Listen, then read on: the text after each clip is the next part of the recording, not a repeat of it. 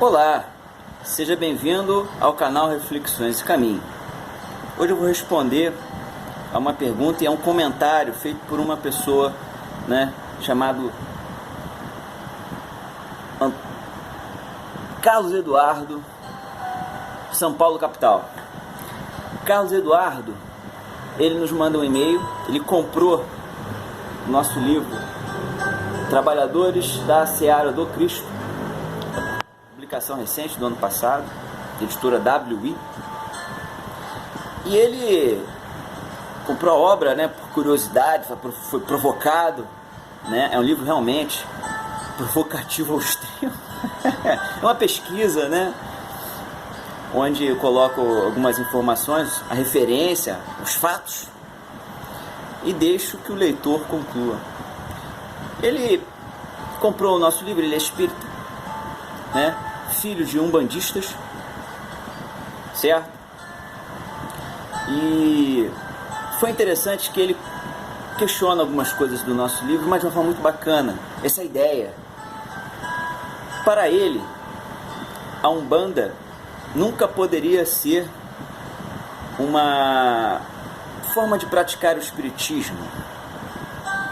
E ele ficou muito espantado em encontrar nesse livro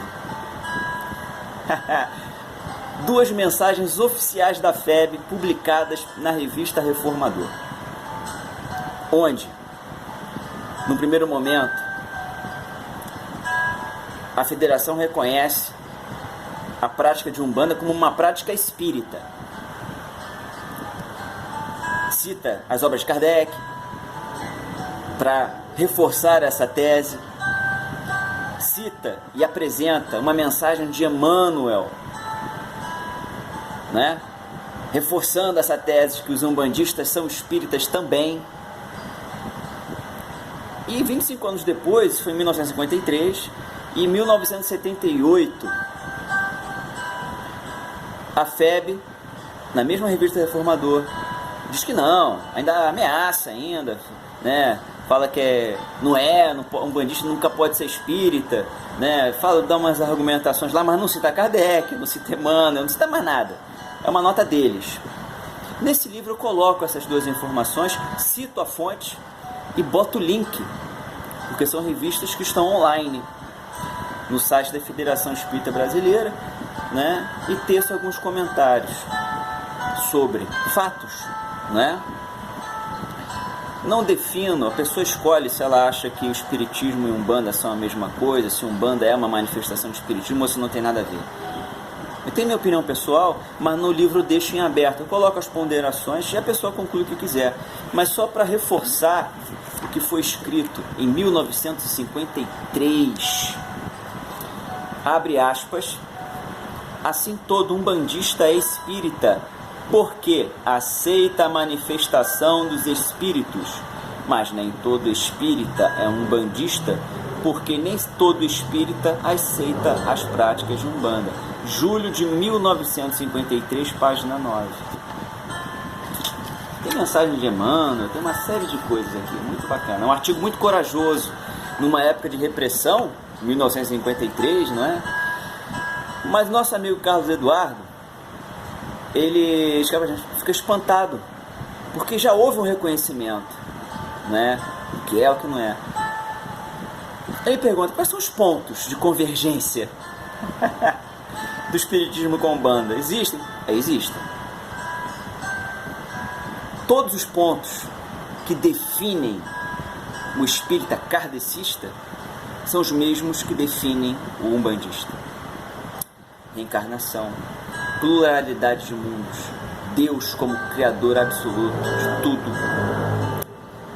comunicação dos espíritos, progressão espiritual, ou seja, a gente não regride, a gente só caminha para o melhor, querendo ou não.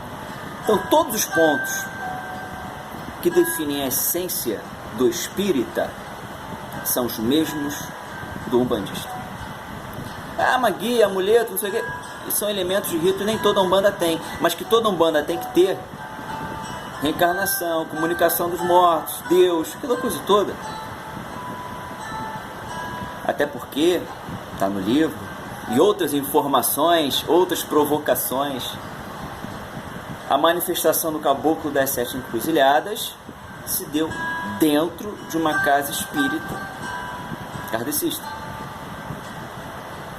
E como ele foi pré-julgado, não, tudo bem, vou em outro lugar onde não serei julgado. E aí você tem o início da Umbanda, aquelas coisas todas. Então, essa reflexão do Carlos Eduardo é o objetivo. Caramba, meus pais são umbandistas, eles fazem isso que eu faço com uma outra roupagem, de uma outra forma, mas a essência é essa. Então somos irmãos. Né? E ele comenta no texto dele quantas brigas ele teve com os pais por conta de pequenas coisas, um banho de ervas. Aí nesse livro nós comentamos, quando eu vou refletir sobre o livro Loucura e Obsessão, que foi publicado pela FEB, por Divaldo Franco e Manuel Filomeno de Miranda como espírito autor do texto.